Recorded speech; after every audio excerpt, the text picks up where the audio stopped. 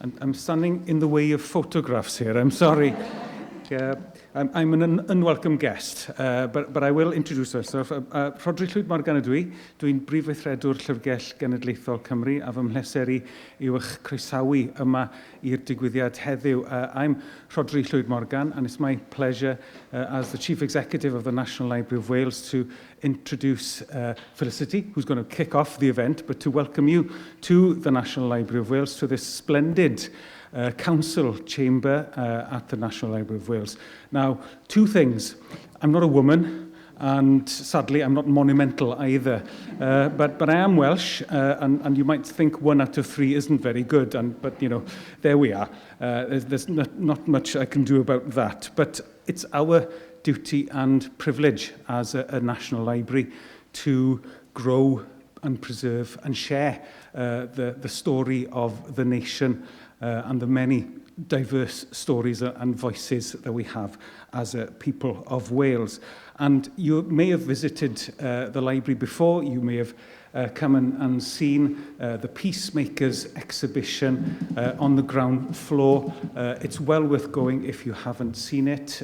It celebrates the story and the legacy of the Welsh Women's Peace Petition of 1923-24, when women collected 390,296 signatures across the land in support of peace. That's my favourite number of all. There's a lot of numbers, I know, but that's my favourite one. And we've also had a recent exhibition in Greu Gallery, which was called Portraits and Power. And effectively, that was about celebrating women artists from Wales's diverse communities and their vision of portraits and taking back the power from the traditional male gaze, if you like. And the forthcoming exhibition we have at Oriel Greu is to celebrate the life and work of the living legend that is Mary Lloyd-Jones, who made an enormously valuable and a generous donation of 200 of her paintings to the National Library very recently. So it's against that background that I feel that we're a fitting place for this event today, and I'm really looking forward to hearing about the experiences of the sculptors who took on the challenge to create a lasting and fitting tribute to the contributions of 5 remarkable women. But I mentioned it's going to be my pleasure to introduce Felicity, who's going to be leading the conversation today. Now, Felicity is originally from Ebbw Vale, studied law at Oxford University and journalism at Cardiff University, and then began work with the BBC in 1996. Felicity is reported and has been on our TV and on our radio ever since, and is a very familiar voice, and she's also served as BBC Wales's political editor. Now, back in 1996, I was working in BBC Wales at the time. I was the news librarian, and it was my job to press record on the machine which recorded the off-air tapes of lots of Felicity's recordings. And when I started here 2 years ago, and I was getting lost, as I did, round the back in the storage areas, I came across those tapes with my scrawly, horrible handwriting on them. Didn't say anything about Felicity Evans, but it's true. So it's weirdly come full circle, I think. And Felicity's role as well is as a member of the Monumental Welsh Women Committee and a very active supporter of this initiative. So please welcome Felicity Evans. Diolch yn fawr.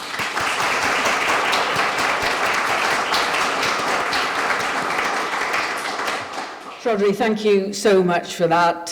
Hello, croeso, a diolch am ddod, everybody. Hello, everyone. Welcome to this very special event to celebrate Monumental Welsh Women's completion of our ambition to deliver 5 statues of real Welsh women who contributed to the building of our culture and society here in Wales, and, to be honest, right across the world. But it's certainly true to say that the Wales we know and live in today would not be as it is without the contributions of the 5 women whose lives have been celebrated by these very, very talented sculptors. I think it's the first time you five have been together, isn't it, in a room? So there we go, that's another piece of history for you being made today. We're going to hear from them very shortly, but first I'll just give you a little bit of background about Monumental Welsh Women, if that's okay. We started the project over cocktails, as many good things start over cocktails, don't they? In a Cardiff bar, the Dead Canary, I think it was, back in 2016.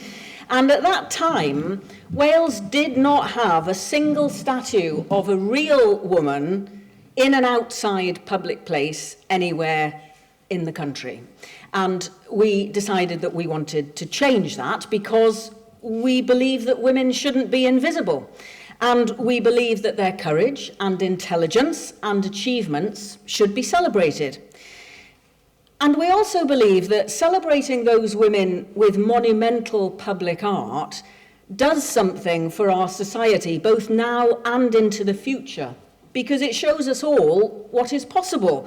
And it shows girls and boys the incredible things that women can do, and therefore the incredible things that they might be able to do in their own futures. After all, if you can see it, you can be it. Now, obviously, we were not the only people with this vision. In some cases, there were local campaigns going on already for some of the statues, which we were very lucky to be able to work with. And I know we've got a couple of people from the Cronogwyn campaign and the Lady Rhondda campaign who have subsequently been a really important part of Monumental Welsh Women and who did a lot of the groundwork already for their particular sculptures. And we've had a great deal of help and support along the way because, of course, having the idea is one thing, actually making it happen takes a lot of heavy lifting. And we are aware also that this is just the tip of the iceberg. There are many more women whose incredible achievements remain unrecognised, and we hope that others will take on the telling of those stories in the years to come. But what is certain is that we couldn't have told the 5 stories of the women we've celebrated without the commitment and talent and enthusiasm of the sculptors who join us here today. And they've come to discuss their work, discuss their inspiration, discuss how being involved in this project may or may not have informed their work going forward. And we hope to get some questions from you too at the end. But before we do anything else, I suspect that some of you won't have had a chance to see, well, you certainly won't have had a chance to see Billie's piece yet because it's being unveiled at the end of the month, but you may not have had a chance to see the other 4 in person, am I right? Yeah. So what we'll do is we'll just get each of the sculptors to just spend 5 minutes talking you through their monuments, just so that you get a better idea of what's involved with them. We've got some slides as well, and then once we've done that, we'll get into conversation. So we start at the beginning then in Cardiff in 2021. Now I hope my pointer will work. There we go. So this extraordinary monument celebrates the life and achievements of Wales' first black head teacher, Betty Campbell.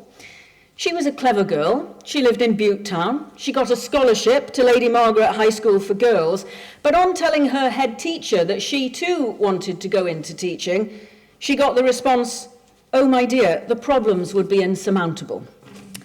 Well, it turns out they weren't.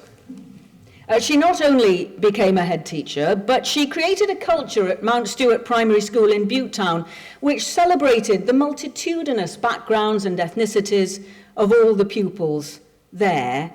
And she is so incredibly fondly remembered by her pupils. There was one incident that really struck me on the day before the unveiling, when the monument had arrived. It was being unloaded.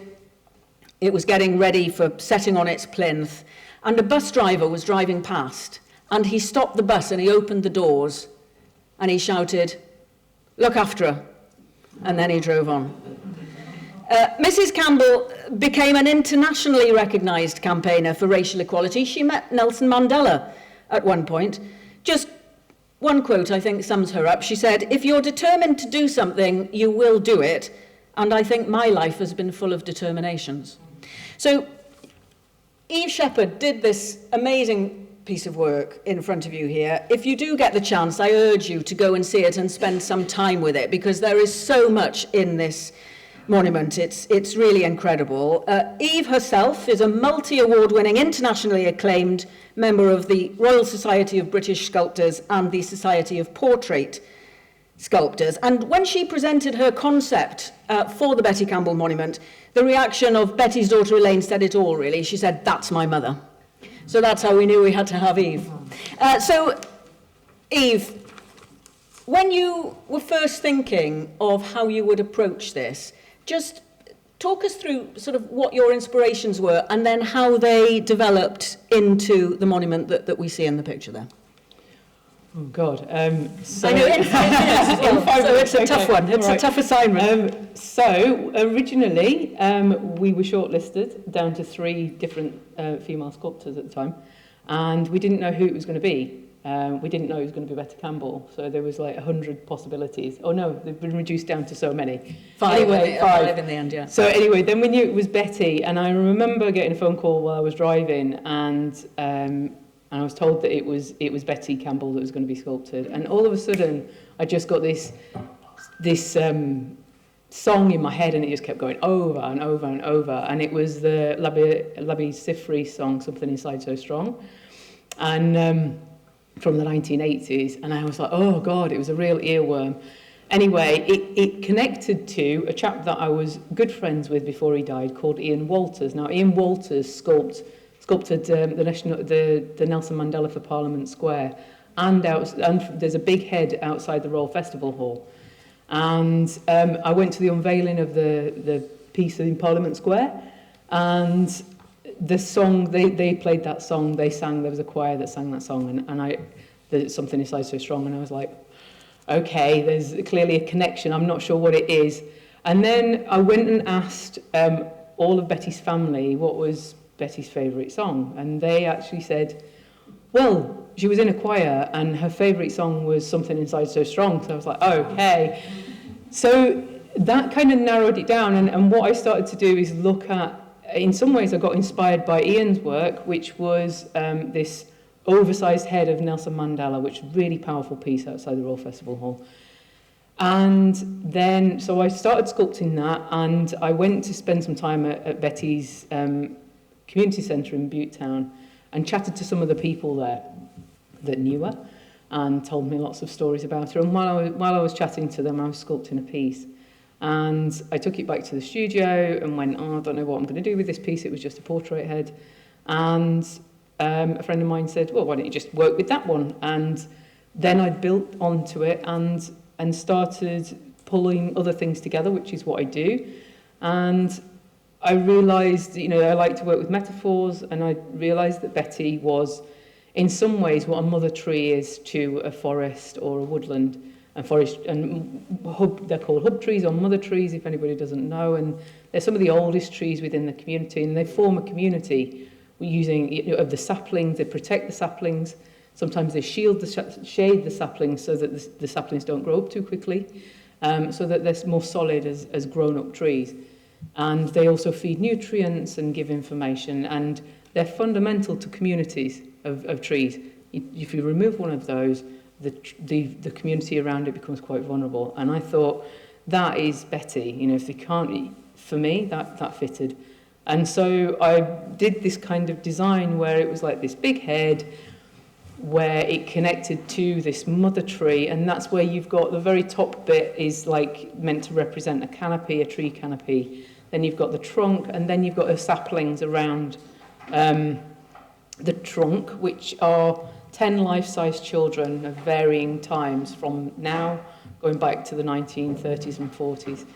And also as well, there's a couple of chairs within it that you can sit within it. So you are shielded by Betty, by the canopy, and there's a lot of other information in it, which we can probably talk about later. Which we might return to later, and a lot of it reflects Betty's life. Some authors like Sojourner Truth and Maya Angelou and those books are in there, aren't they? But I just think it's worth saying, Eve, before we move on, that you modelled the saplings, as you put it, the young children enjoying Betty's nurturing and protection there, on pupils who were at Mount Stewart Primary School, didn't you? it was a combination. So some of them are students and pupils that are now, and some of them were, well, the one on the far over there, that's actually Betty's great-grandson.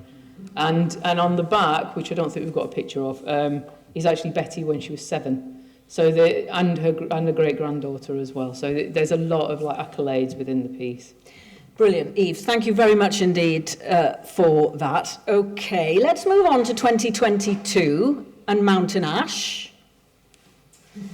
And the very, very fine-looking people in the photograph there, but the main focus, rightly so, is Elaine Morgan, a true polymath, a working-class girl, who, when she went up to study at Oxford, was mistaken for a cleaner because of her accent.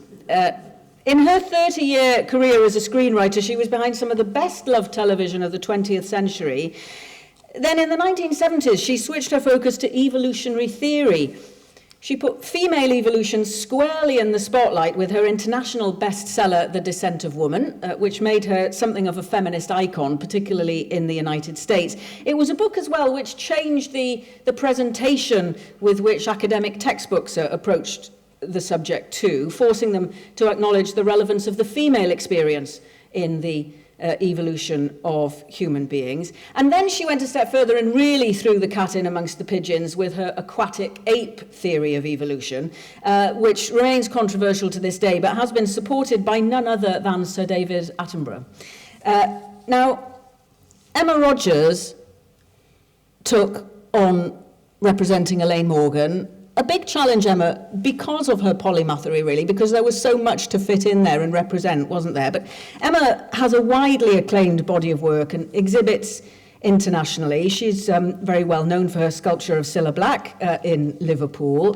Trained in ceramics and glass, I think, originally, didn't you, before moving into bronze, but also a sculptor of animals and a studier of the animal form, which for Elaine, I think, was particularly useful. I don't know whether it's not for me to tell you what you think is worth pointing out, but I think is particularly interesting, given Elaine Morgan's interest in evolutionary theory and so on. So, Emma, tell us where you started with Elaine and where you ended up. What was the process?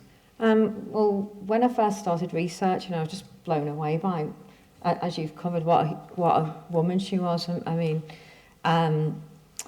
she had her first script accepted for a TV before she even had a television, and I think that kind of sums up the nature of her. And the more I researched her, the more I thought I'm so excited to try and translate just some of her story. And I've read her books, and I think she's an amazing teacher as well, because the books were very digestible. She was giving you very, very highly researched facts, but in a level that anyone could understand. And I'm very interested in animals and the theory of evolution. I've done bodies of work based on it before. So to have that basically treasure to unfold and try and tell that story was just an absolute delight. So a lot of her research, I did watch a lot of her the videos. I've seen photographs. We set up a group WhatsApp with her family that would probably block me now because it was like, what do you think of this? So I'd be in the studio, I'd be video calling the family and Emma, saying, because she wore, even like down to silly things like she wore glasses, and he went, she wouldn't like to have her glasses on. She'd like those on the table, like really silly little details like that. But the main thing was, how do you combine those two great stories? Because even if she'd only achieved one of those careers, she'd have been incredible. But she did both with 3 children. That's like quite something. So I started with her at her desk, because that's where I saw most of her photographs. And then I was thinking, well, theories of evolution with the aquatic ape, like really like common sense things like why we can control our diaphragm like other animals that have the diet, how our skin is developed. All those sort of things were just so incredible to research in the groups of animals. So I thought, well, I'll start with a wave with the aquatic ape. So her desk became the wave that flowed around her, and then the crest of the wave was some of her scripts and some of her writings, her BAFTA, and nestled into those waves are how she grouped animals. So there's little treasures all the way through there of her studies and research and how she translated those. And just to say, Emma, we can see there the wave effect that you've made with the script there. So the desk turning into the sort of the cresting wave there with what are legible pieces of her writings. They're all stamped, or there's photographs hidden in there. There's lots of different pieces of her history. There's sheets and sheets of, and it's how she'd laid them out as well. I had them, I acid etched them in to like plates, and then took moulds off those and cast them in bronze. So some of it's in her handwriting as well. But I wanted her narrative. Because although there were two huge careers, they complemented each other really well, and I wanted them to cross over and intertwine. So the wave starts off as like sort of the deep sort of research and the froth and all that. As I said, we've grouped the animals in different areas, and then it carries on right the way through to, as it carries over right the way on through into her script. So that's how I managed to combine the two of them in quite a easy to approach way, really. And just very briefly, what was it that gave you, what was the breakthrough moment there as you were thinking, how do I combine these? Oh, I can do it with the desk. How?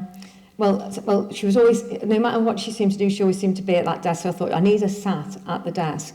But then reading her books, and it was so common sense that, you know, her descriptions of how, you know, we probably just dive for clams because that's easier than taking your risk with a saber-toothed tiger, you know, like real like common sense things. So I thought it's got to have water and a water element in it. And what better way for that water element is for it to flow around her and become part of her narrative, really. Brilliant. Thank you so much for that. Okay, we will move on to 2023 and Llangranog, to Cranogwyn, Sarah Jane Rees, who defied the expectations, really, of Victorian society and how.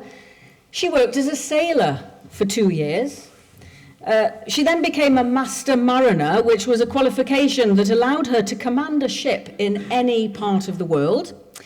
By the time she was 21, she was a head teacher, while also teaching boys navigation and seamanship.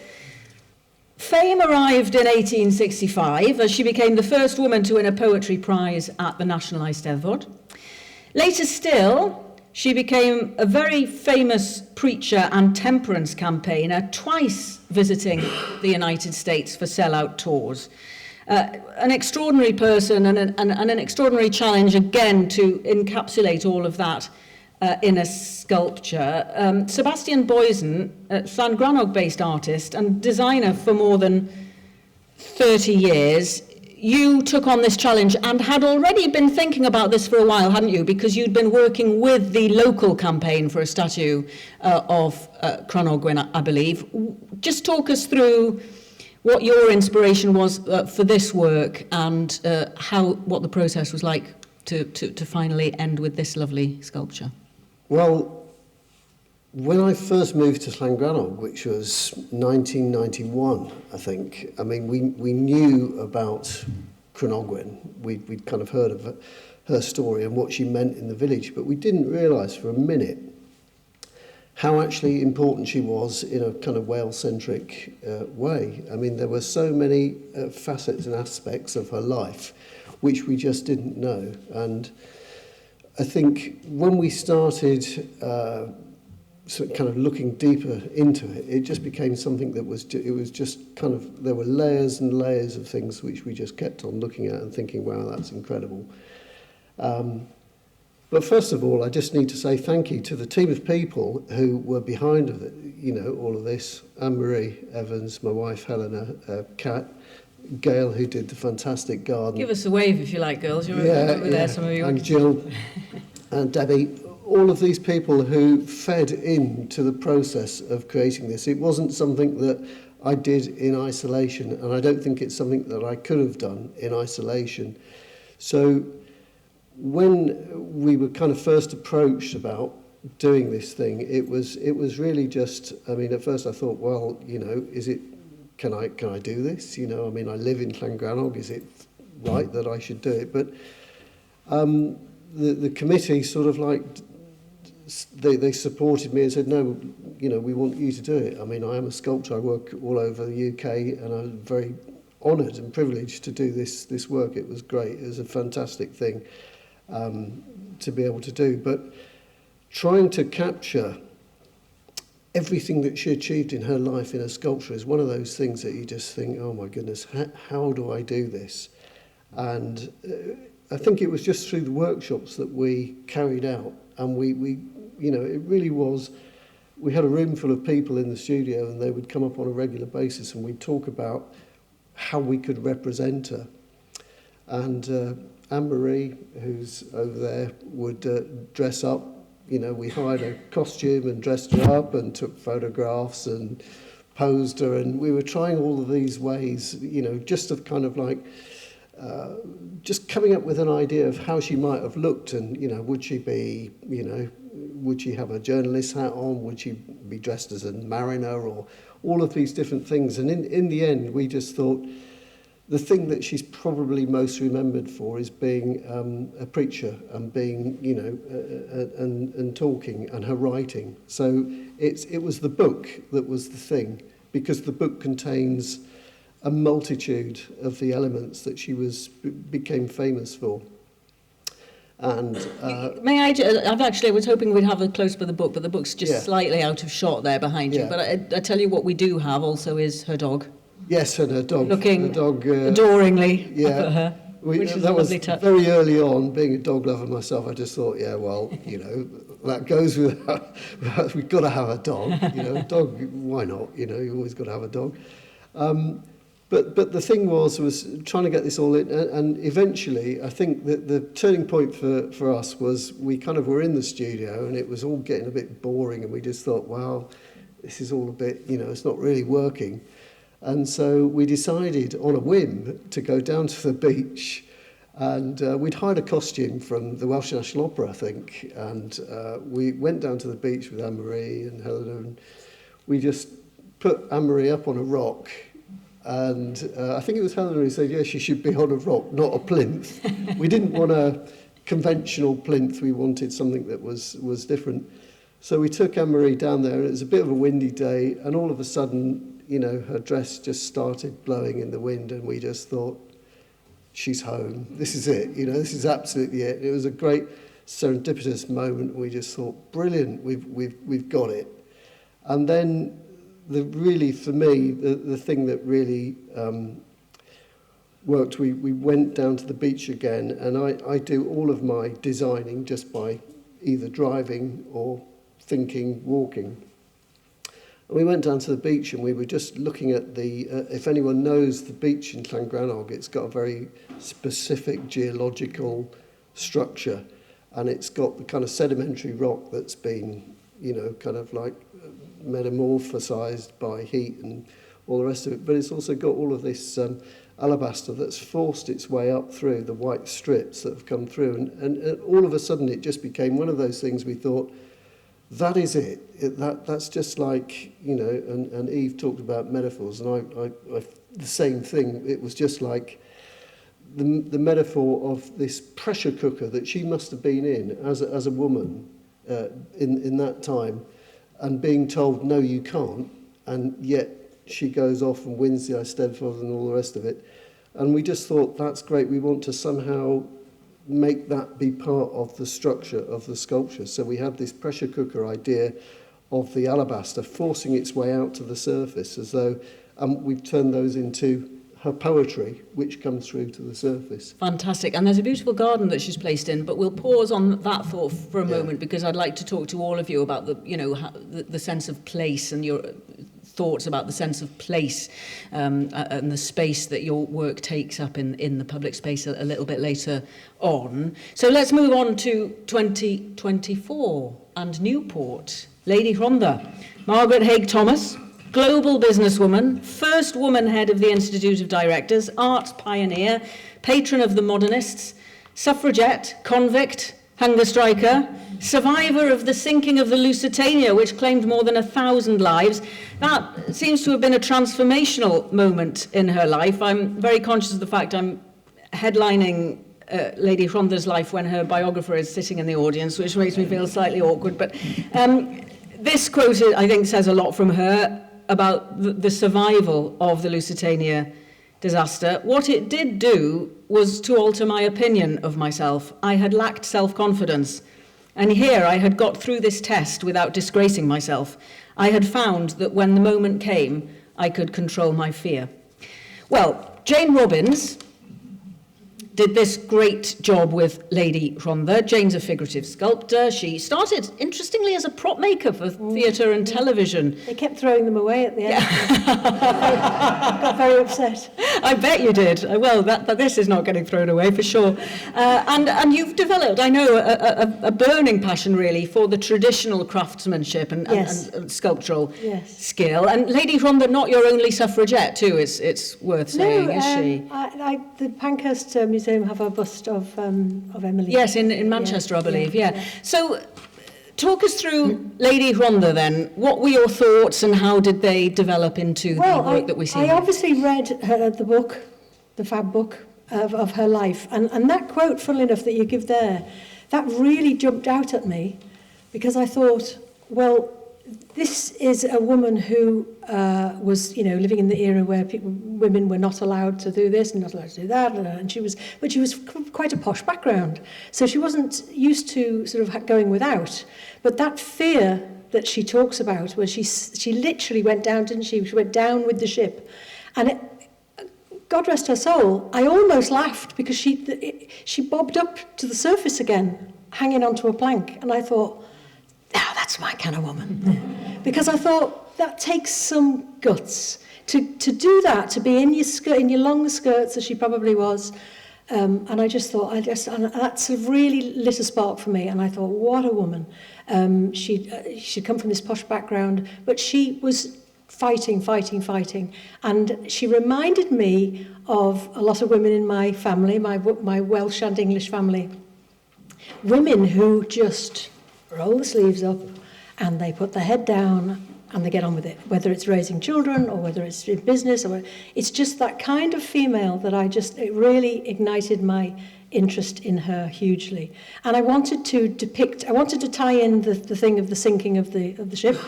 So I came up with the concept of a figurehead, at the front of a ship, where usually women with no bra on. And they're always set at an angle. So I kind of loved the idea of her leaning forward into the headwinds. So she was a figurehead. She was literally a human figurehead. And I wanted her she's slightly leaning forward. And she's looking towards where she was born, across the river. She's looking in the direction of her home, where she was brought up. She's holding a copy of the Time and Tide paper that she founded, which again, another amazing thing she did. So she's holding that on the chest. And then the hands behind her are hand casts from the community of women in Newport. And there's one little girl's hand in there as well, who was about 5 or 6, wasn't she, when she did it? And I thought it was a nice way of symbolising that all the women that she, 100 plus years ago was trying to rally forth, the women of the community, there's their actual hands behind her. It's a lovely touch, and I know that the local campaign for a statue of Lady Rhondda, that some of the people involved with that, I think Julie's here today. Julie, I think your hand is one of the hands in that, which is a lovely touch. And it's almost like a laurel wreath too, isn't it? Yes. And they're all holding on to each other to represent, the strength of the fact that what she did, what Lady Rhondda did, is still having a knock-on effect for women today. And that was just a symbolism of like the laurel leaf, as you say. And I liked the fact that she was... I had her hair blowing, she had her hair cut off at that sort of, she as a lot of suffragettes did at that era, they chopped off their long hair, because it was all symbolic, wasn't it? So they were tying it up in pins for years, and, for men's taste. And then she said, off it came, and she had this bob. And she didn't really, from the photos I studied of her, she didn't really care about she wasn't a weak little thing. She was a great strapping woman, and I loved that. And I loved depicting her just looking strong and looking ahead, and hopefully looking ahead for everyone the women who come and the people who visit it. she's going forward. And the base, rather than a plinth, I thought I'd style it in the shape of a ship, just that echoes of the ship that she went down with. So fantastic. Yeah. Thank you so much for that. Now, last but certainly not least, later this month, our 5th and final statue will be unveiled at Rhondda Heritage Park. It's Elizabeth Andrews, and you're going to get a sneak preview. So here we go. So Elizabeth Andrews was a campaigner for the rights of working class women and girls, and also one of the most influential political activists of the early 20th century. She campaigned for pithead baths because women and children were getting injured, scalding injuries, prolapses from dragging these heavy tin baths of boiling water ready for the men coming back from the mines. She gave evidence in the House of Lords on this. Imagine going from the Rhondda, working class community in the Rhondda, to the House of Lords, where she had to inform some of the peers who were questioning her that, in fact, Welsh women in the valleys did not keep chickens in their bathroom. She was involved in relief efforts following the lockout in the wake of the general strike in 1926 and the fostering of vulnerable children during that time. She was also a key figure in helping out during the Depression of the 1930s. And this is pre-NHS, remember. She was involved in the setting up of clinics, midwifery services, home helps, and one of the first nurseries in Wales. Her motto was educate, agitate, organise. And Billie Bond, member of the Royal Society of Sculptors, has taken on Elizabeth Andrews for us, and we can all see the tin bath that she is standing on, Billie, which is a beautiful touch. Talk us through your process, if you would. So when I did my research, and that was one of the first things that just went into my head, was this tin bath, the pit baths, and the making the lives and the homes easier for the mining families.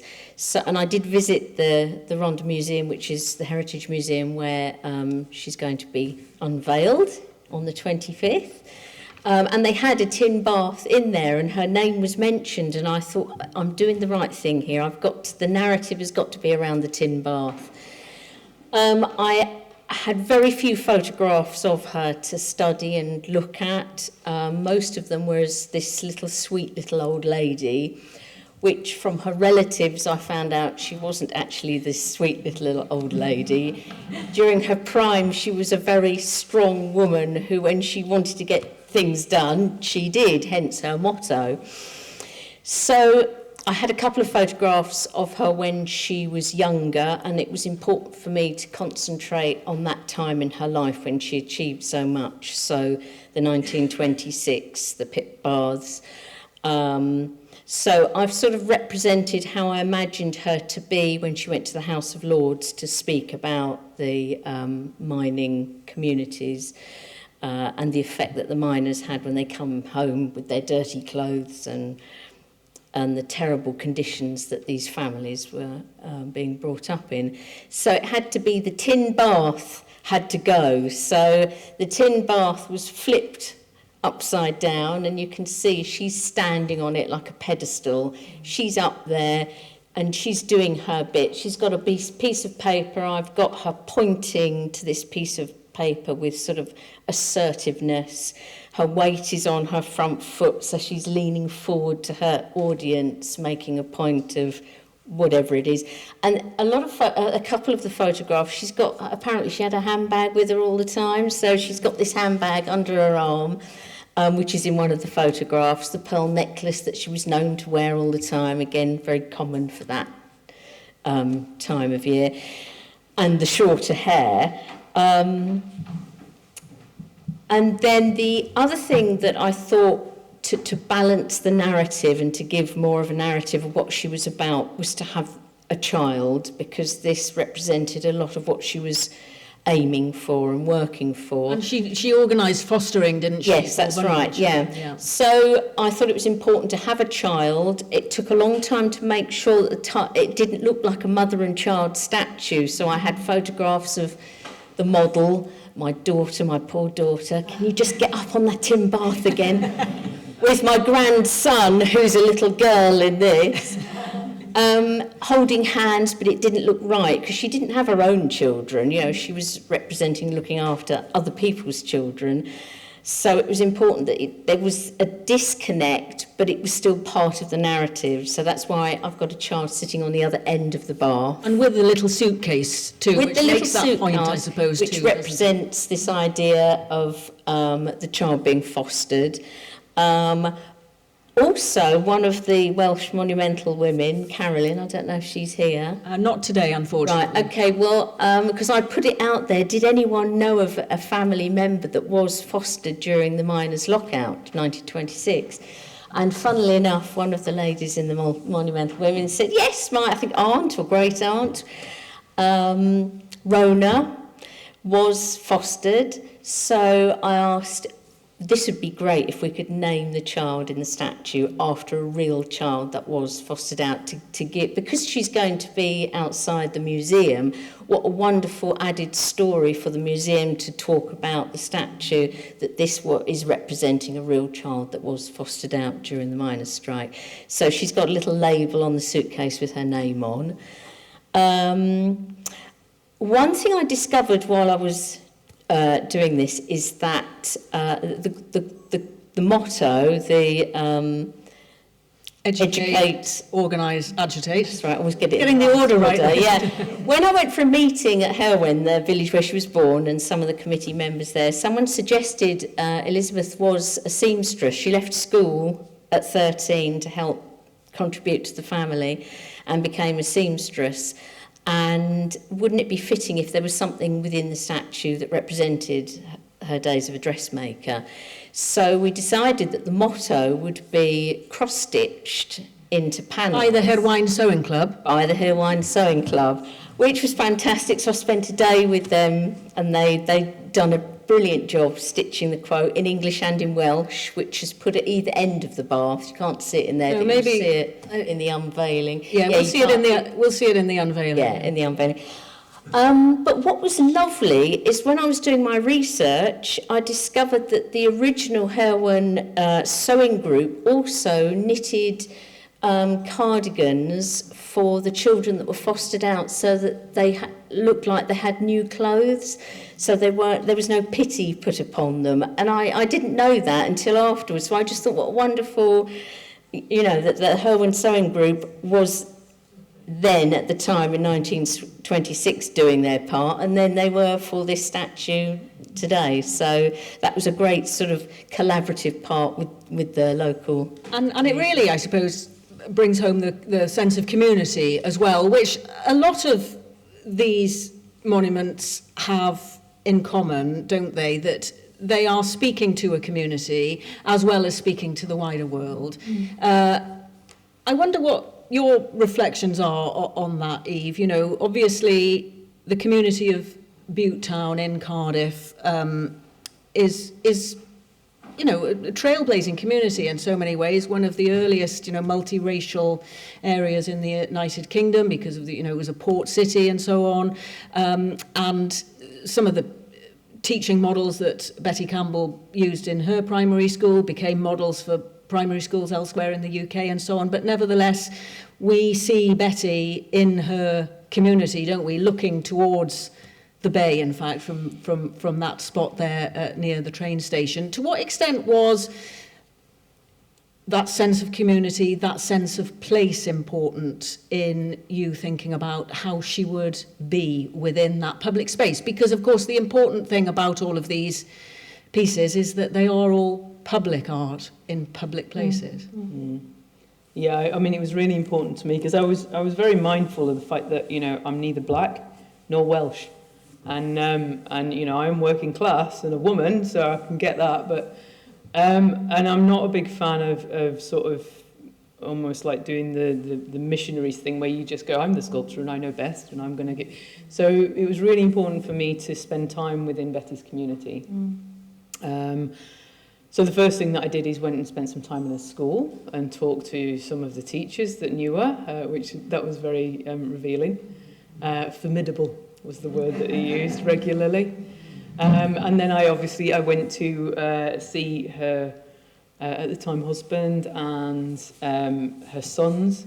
That was amazing. And also her daughter, her great-granddaughter, and a granddaughter, and friends. And so I went, and I also went to the community centre and spent time with a community centre that Betty had kind of founded, and spoke to a lot of the people there, because one of the things about Betty that became really apparent is that her job didn't end when she retired from being a teacher.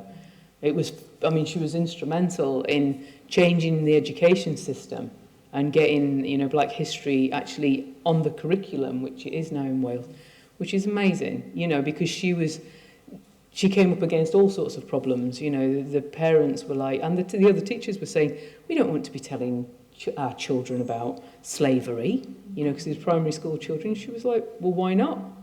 You know, so, but then after that, she became a local councillor, and, you know, I got lots of stories from the adults. Yeah, and one of the things that strikes me, because I see that monument such a lot, because obviously I'm based in the BBC, and I'm lucky enough to see it every day as I go into and out of work, and there are always people around it. There are always children climbing all over it or sitting in the seats that you left there. I don't know if we've got shots of the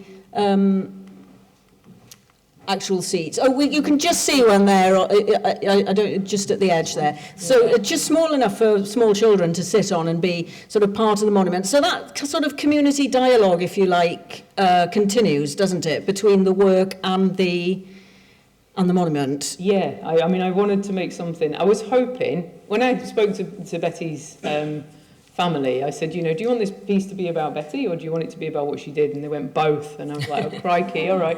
So really, what I really wanted to do is sort of continue Betty's teaching within this piece, because a lot about Black history and a lot about the history of Tiger Bay, because at the time, this was designed, the Colston statue was still in position in Bristol, and nobody really paid that much attention to public artworks, apart from, like, Helen, who's the founder of the Monumental Welsh Women Committee.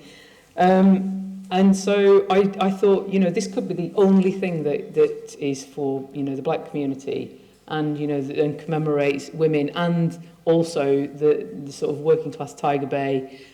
So I chucked everything at it, and, you know, and I think the community aspect is fundamental with Betty, because she was a champion of her community, and that's why I think it's the cross. She's wearing a little cross around her neck that's now been handed on to her granddaughter, and I think it's a heart that is looking towards Butte Town. That's right. Yeah, I we remember orientated it at the time. Yeah. And you know, Emma, with Elaine, you know, we obviously have to, you know, think carefully about where we place these statues to make sure that they get seen and that they are enjoyed by the community. And Elaine is at what was then a relatively new health facility in Mountain Ash. So, you know, lots of traffic, lots of people can enjoy seeing her and so on. And again, you have things there for people to come and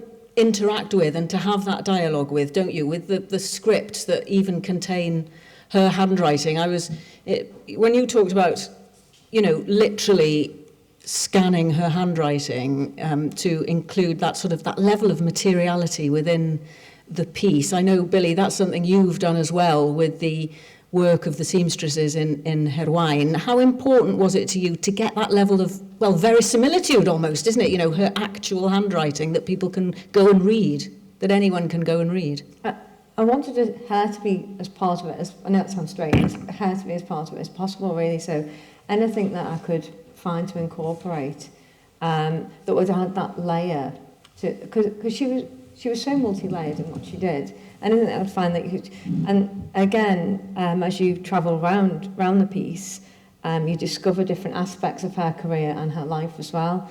Like there's a little message to Wendy who'd always supported her through her life, and I wouldn't have known those little nuggets if I hadn't connected with the family. So we had a group WhatsApp, so that I learnt more about her as a person rather than researching, which is I mean, as you found, it's invaluable, isn't it? When you're trying to create a person, if you've only got like basic facts and you don't know that more rounded side of them, it just gives you so much more, doesn't it, when you connect with the family? I mean, that's so interesting, because Seb, you were talking about some of the difficulties you were having initially with trying to figure out the best way to make this statue, and you, I guess, didn't have the ability to tap up members of the family who could remember Cronogwyn in the way that Eve and Emma could. But what you also have, and we can just see a little bit of it here, but in terms of the sense of community and the place, there's a beautiful garden surrounding the statue, and some of her poetry winds around the tiling in that garden. There are places for people to sit and enjoy and look at the different aspects of the statue. And you have a particular interest, don't you, in how public art fits in its space, as it were. So tell us a little bit about that and your thoughts around that. Well, that was one of the most sort of like key and kind of like starting points, really. We knew the garden, we knew the site where we were going to put her, but it was really about trying to. I mean, I like to see public art in a way that relates to its environment. You know, it's pointless having a statue that's just not really, you know, engaging with where it's standing. So we knew. I mean, we started off, I mean, it was just about making the sculpture. We weren't intending to sort of redo the garden, but it soon became apparent that that was something that we had to do. And it was just kind of one of those things. The welfare committee gave us the garden to use, and it was just one of those great things that we had Gail sitting there at the back, who's a very talented garden designer, and she just came up with this absolutely fantastic idea of how the garden is integrated in the whole thing, how the flowers and the planting relate to, you know, Llangrannog and the site and all the rest of it. And it, even now, and this is 3 years to the day that she was unveiled, which is amazing, the garden looks absolutely stunning, and we decided that we would make, our project would be based on a 100-year lifespan, you know, so we had the best materials, we had the best, you know, sub-base and structures that we could do, and we used all the best things that we could do to make something, because before the garden had just been done by, I don't know, someone with very thick glasses who was just doing it as a favour for mates, you know, in the village, and it was pretty awful. But now we've done something that will outlive all of us, and that was our thing to do. So we were it was great to be able to sort of like make the whole thing integrated and one kind of like, you know, bounce off each other. It was great. And Jane, with Lady Rhondda, she gets a lot of foot traffic there, doesn't she? Yes. Because it's right by one of the pedestrian bridges across the river in Newport. You've already referenced her looking towards her community, as it were, in the direction that she's facing. But she's also right next to the river, which I suppose speaks to the themes that you were talking about before. And also Newport in itself, you know, it's. I mean, Julie and I have these conversations in the past about how Newport can sometimes be the second cousin to Cardiff a little bit, and it can get overlooked, can't it? But it's such a thriving, fabulous city, and I liked that about the fact that this fabulous woman is being put into a city like Newport, and a town that could be overlooked, but she's looking over the river and she's there for everyone to walk past and to doff their cap to again, because that's what Newport's all about. It's history, and it's you know, it's a great strong place, and I think that she matched the town. Actually, she really matched it, because she was strong and the town's strong, and it's you know, upwards onwards sort of thing. And Billie, I think you've talked a little bit already about, you know, getting people, and particularly children, to interact with this statue, because it's going to be in Rhondda Heritage Park. Obviously, there's going to be a lot of school trips and things like that, and that's why you were so keen to get the story of a real child in there as well, so that they could identify a bit better with this statue. But I think now is probably a good time to move on to one of the big sort of things that we were all trying to achieve when we got started with this project, which was we just wanted them to be different to your average man on a plinth looking Absolutely. like this. And, you know, obviously that's something that you were all thinking about how to do, and you got us started very well with Betty. We'll come back to that in a second. But Billie, I mean, how important was that for you in terms of thinking about the concept for this? That, you know, these were a sequence of statues, because obviously you're at the end of the sequence in a way, aren't you, with the final statue, that had to be different, that had to look different, that had to say to people, this is not your average statue. So, well, mine is obviously on a plinth. But Well, it's it's on a tin bar. Yeah. I think the important thing is that, and with all of them, there's a narrative around the statue. It's not just the person. And when you're presenting something to the public, you don't want it to be a complete mystery. You don't want them to walk, oh, there's just a person, not interested, walk past. There needs to be something that captures their attention on their level, something that they can connect with. So once I knew that this was going to be at the Heritage Park, I knew the child had to be part of the narrative, because it's at a child's level. It's approachable, they can touch it, they can, you know, be part of it. And they can sit on the suitcase, they can sit, and they will have an inquisitive nature. You know, the child's holding a teddy bear. Oh, what's that child doing there? You know, and then, of course, your eye is then leading up to this woman who's standing there above, so that hopefully there'll be this idea of, oh, let's find out a bit more about, you know, this lady. At this point, worth mentioning that we have QR codes on all of the statues and sculptures, statues and monuments too, so that people can find out even more about the lives of these extraordinary women, and also about, you know, your work in terms of what you've tried to do here. Eve, as I suppose the initial statue, there was kind of a lot of pressure on you to really make this different, and you did that with aplomb. I mean, you know, international recognition for this statue. It's won all sorts of prizes, including public appreciation prizes and all that sort of stuff. And it's the sort of thing where you can come back time and time again and see something different every time. But did it feel like a pressure to think, right, this has to be completely different to anything that we're used to seeing on our streets and in our public spaces? Yeah. I think, yeah, I mean, because of the subject matter as well, because it was Betty Campbell, you know, like, and as I mentioned, you know, back then, you know, there were very few statues of women, and there were even less statues of black people and black women. I mean, it just, you know, in black history. So it was really important to do something that represented, like I say, it could have been the one and only, because nobody seemed that interested at the time. So I threw everything at it. But as a consequence, everything that's in that, I had to research, you know, to like 9th degree to make sure that it was accurate. And if I put something in there that was provocative, I knew it. So yeah, it was a tough call, definitely. Yeah. And to what extent, Emma, as the second statue, because, you know, originally our aim was 5 statues in 5 years. The pandemic knocked us off a little bit there, but we've almost done it in 5 years. Very, very, you know, just missed it by a touch. But obviously you were statue 2 in the sequence. No pressure, Eve. Yeah. Didn't put me in. Well, what sense did you have going into this? You know, having sort of seen Eve's and thinking, okay, you know, this is going to be different, right? This is going to be different.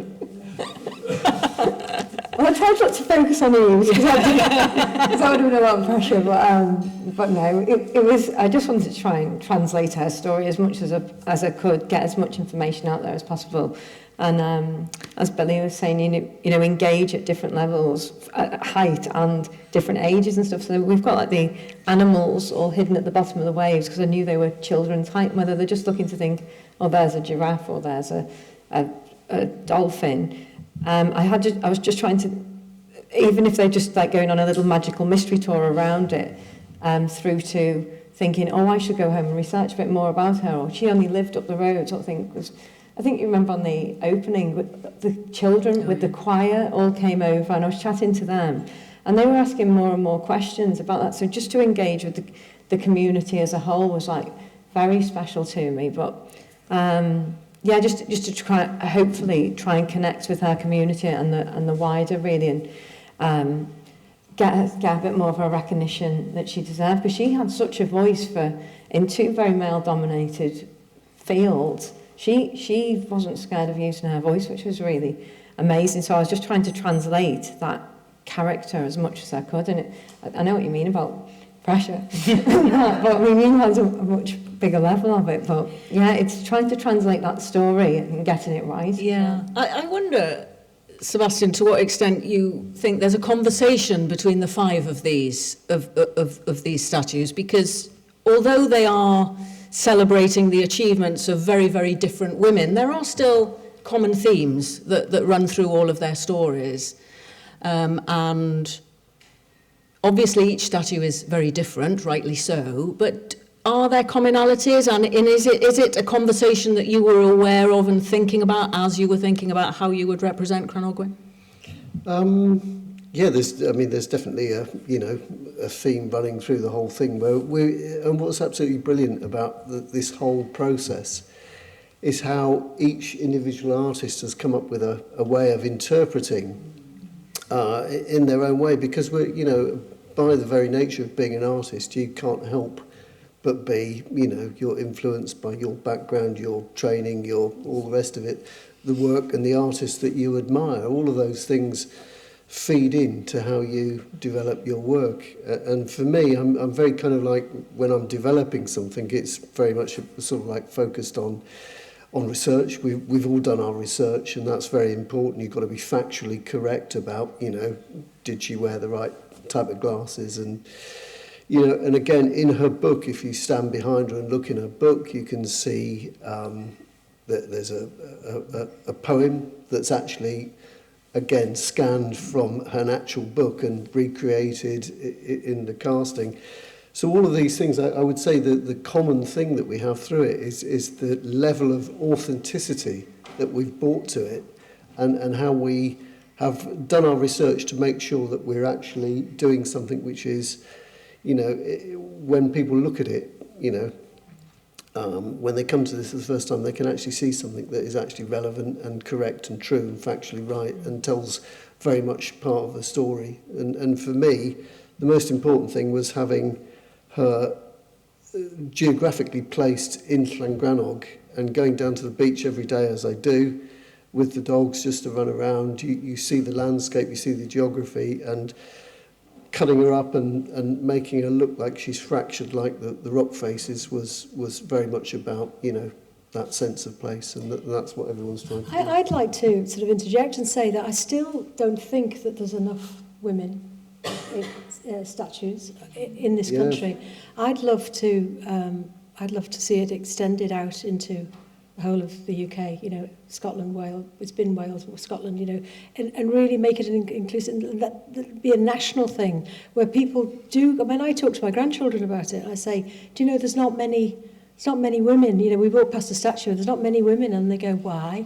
Because their generation, that's not going to enter their head that some rich guy on a horse was the only guy that got to have a statue made of himself. So that generation that are being born now, the little 4-year-olds, the 5-year-olds, they'd say, well, where are the women? Why aren't they there? So I could bore for England on this.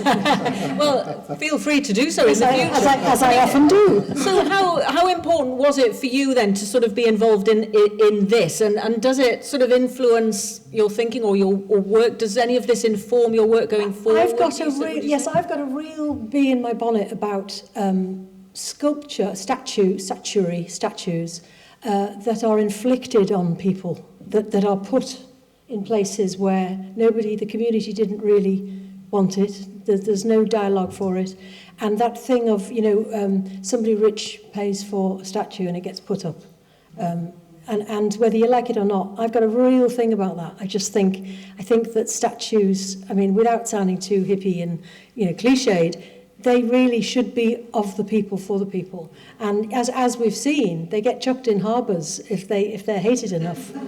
And you don't want, I don't think there's any danger of that, chaps, but I think that the more women are depicted, the more it becomes an equality thing, and that it doesn't become a strange thing to say women statues. It just becomes statues. That's what I'd like to see anyway, before I'm too old and decrepit to get up the ladder and do a bit more clay, you know. Billie, do you have thoughts on sort of your role in all of this, whether you felt there was a conversation going on between each of the statues as you were thinking of and working on yours? Yes, well, like I said before, this idea of added narrative to each one to make it more accessible to people walking past, and inspiring younger generations. But I think the Welsh Monumental Women as a group of women have been incredible in achieving what they've done in 5 years. I mean, it's just... it's and everyone you talk to about it says, wow. Yeah. I think we're currently working with some Monumental Welsh Women, to be honest. I think we've been really honoured to work with them all. Yeah. And they're a force of nature themselves. They're this generation of them. Yes. So Maybe they should infiltrate into England Yes. and spread themselves out. Well, it's very kind of you to say all of that, and obviously you can carry on telling us all how great we are. I hate to have to stop you from doing that, but honestly, the privilege has been ours to get to work with all of you guys, and I should say, I keep doing that, don't I? Apologies. I'm just trying to keep an eye on the time to make sure we have room for some questions at the end. But, since we're talking about how great Monumental Welsh Women are, it would not have happened without Helen Molyneux, who unfortunately couldn't be here today, but it would be wrong to fail to mention her at this point. It is... obviously, you all work on such different commissions all the time, and, you have to be aware of context and the requests of your clients and all that sort of stuff. To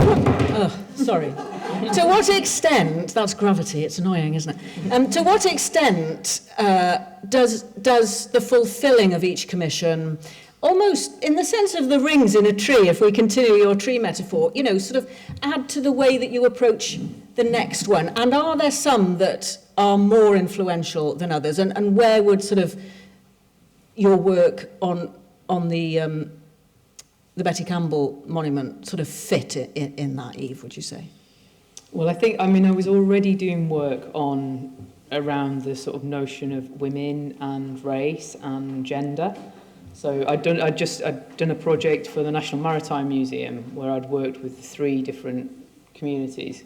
So I was really mindful of how much inequality there was, particularly in public sculpture. Especially working with the National Maritime Museum, because it's all very white, male and upper class. So I think working with the National Maritime really influenced making the Betty piece. And if you see the pieces that I made for the Maritime and scale them up, you kind of get Betty. And now, I think what it did with me is it in some ways it solidified my role in some ways, though I wouldn't call myself an activist.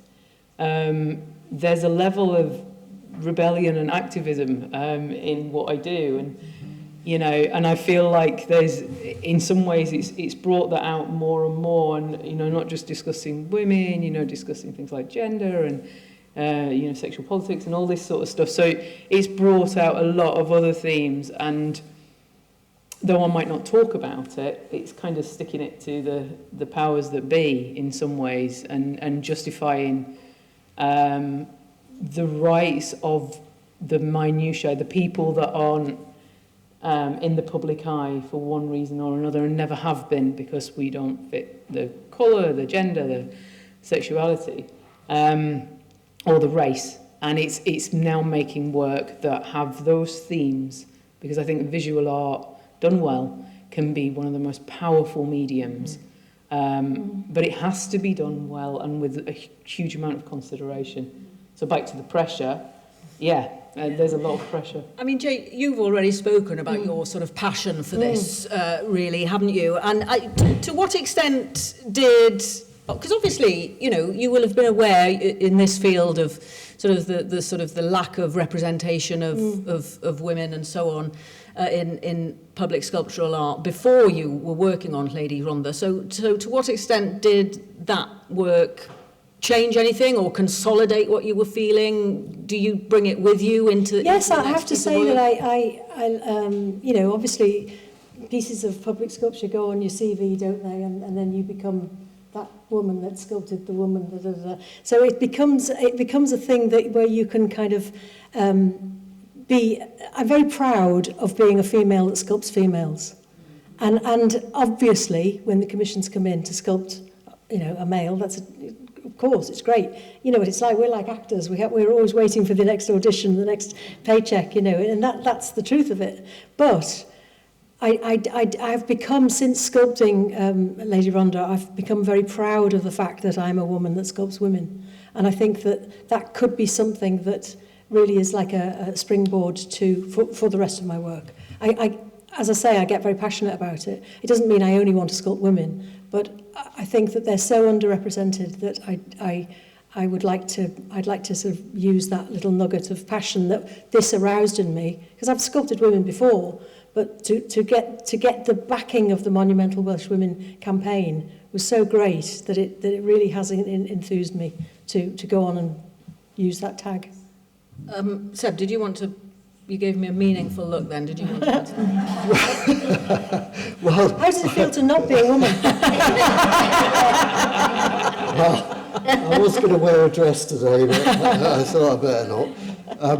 No, honestly, the whole being part of this fantastic team of people is just amazing, and it's an honour and a privilege, and I felt that right from day one, being connected to, and I wasn't unaware of the importance of what you're doing, and you know, making a sculpture is a very difficult thing, but I think at the end you have to sit back and think, thank God I didn't F that up. You know, that's the thing.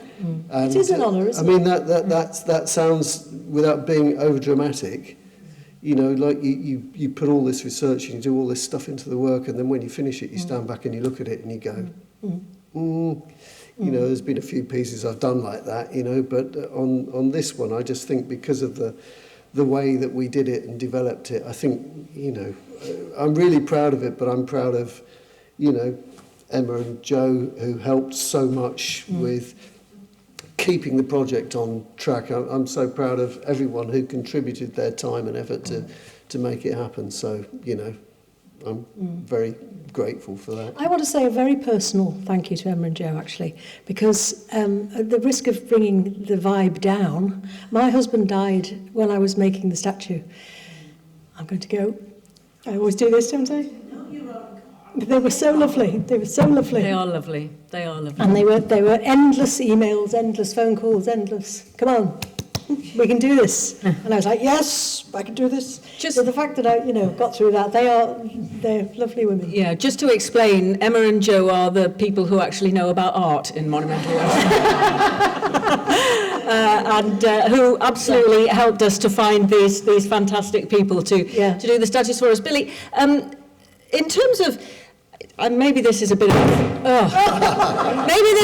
a forced metaphor, but you know, when you are, to what extent, when you're sculpting and you're carving away at the clay, and that, you know, you're thinking about how it's going to get cast and so on, you know, to what extent are you kind of changing yourself a little bit as well as you go through this process? And do you feel that, it's a bit unfair to ask you because I know it's not actually finished yet, so you're in the middle of it still. Mine hasn't been unveiled yet, so I haven't had the feedback that everyone else has. I'm expecting positive and negative, because I think everybody, all statues and all art is very subjective. Yes. So I'm waiting for the, you know, hopefully there'll be something and it won't be just... It is great for what it's worth. For what my opinion is worth, it's great. Yeah. What you've done is great. But this for me is also my very first public full-size statue that I've done, So I normally work on my own projects. So to work for a client, as you know, Welsh Monumental Women, I knew I could do it because I do, you know, sculpt portraiture and lifelike portraiture, so I knew I had the ability to do it. But to be working as a team and with the community was sort of really quite new for me. And although you need to put your own ideas forward, it is a sort of group effort. So it can be lonely in the studio, can't it? It can, but I know when I've got to a good point because I start talking to my statue. When you've reached that point, you know, yup, that's it. Well, that's excellent, and I hope she had some good things to say to you in response. Emma, maybe final word to you before we throw it open to questions. But, you know, in terms of the creative process, I mean, you've been so busy. You were saying to us, you know, you had 2 unveilings only last week. You know, that's a crazy schedule. Which works stick? You know, some works must stick more than others, and I get how much did Elaine Morgan sort of stick for you, or become an important part of your sort of creative development going forward? Well, I think all public arts, because I only accept ones that I think I would be suitable to. I mean, I've been offered some really nice ones, and I thought that doesn't suit me, but that person would be amazing for that, and I've said you should contact them. So I only engage in ones that I really think I could do it justice or translate, or I've got a narrative that I think I could translate well to it. But Elaine was incredible because as you know, I'm completely obsessed with animals, and from like I've normally got a small menagerie in the house that I've taken in on rescues and stuff, or right the way through to Lehurst Veterinary School, let me go in and help with autopsies, so looking at anatomy. So researching Elaine and her theories of evolution, I've already looked at a lot of Darwin's theories and translated that with Finch's. So that was just like, that was like magic. That was like the keys to the best like curiosity cabinet in the world, really being able to do that. So the more I researched, the more that influenced how I look at animals in general, which is one of my main sources. So not just as a really strong woman was I like completely fascinated by. I knew that she as I said before, she held her own in 2 very male-dominant industries. But with her research, that just added another layer to my level of research for when I'm looking at animals myself in general life. So that's led on to current pieces that I'm working on, even though you'd never know that. They'll all look at the bull, or oh, there's a lion. You may not see any connection at all, but I know it's there from what I've learned from researching from her. So she's had a huge influence on further projects that may be very subtle to the outside world, but they're very big to me. Great, thank you so much. Well, ladies and gentlemen, thank you ever so much for coming, and thank you to our sculptors for coming too. Kath, I think you've got a little thank you for our sculptors for coming to join us, because as I said, this is their first time together, all in the same room, so we've just got a little thank you to you all for coming. Nice. And Kath, another Monumental Welsh Woman, is going to dole out some presents.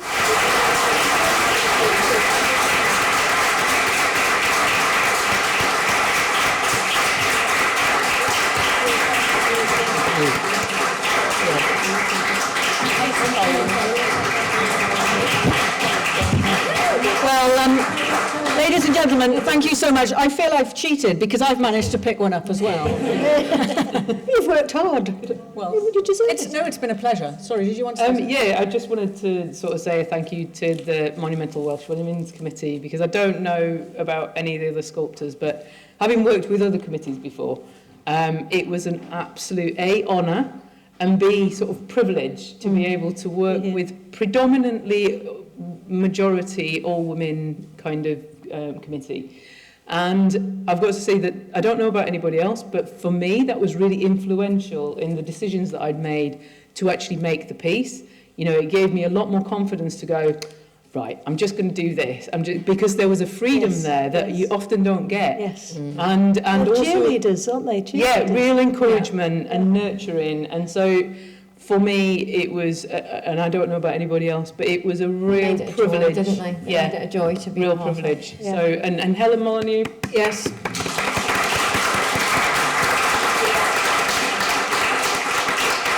Absolutely, well deserved. So, yeah, Helen should have this champagne, really, but I'm probably not going to give it. Thank you ever so much. Ladies and gentlemen, there is tea and coffee and other refreshments available just outside. So please do hang around and help yourselves. Thank you very much indeed for coming. Thank you.